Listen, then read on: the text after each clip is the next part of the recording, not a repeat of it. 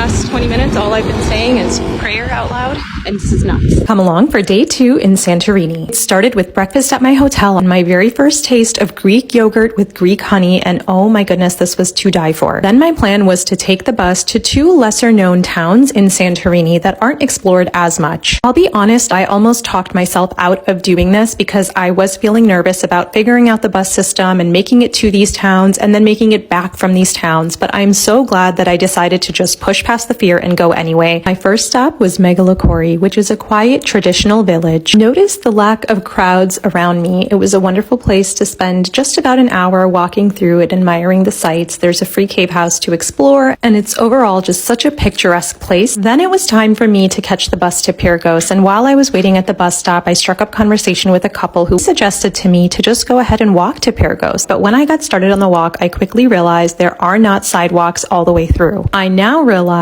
this is pretty common. Thankfully, I eventually made it to Pyrgos intact. My first stop was Penelope. I had a Freddo cappuccino with these grape leaves. Pyrgos is Santorini's former capital, and I spent some time exploring. I then had to wait a really long time in extreme heat for the bus to come to take me back to Fira, but it did eventually come, and once I got back, I was craving more yogurt after the deliciousness of my breakfast, so I went to a place called Stolen Fruit. This yogurt granola bowl I got was so delicious with blueberries, strawberries, and mangoes. I strolled around Fira for a little bit and eventually made my way back to the hotel for another epic Santorini sunset.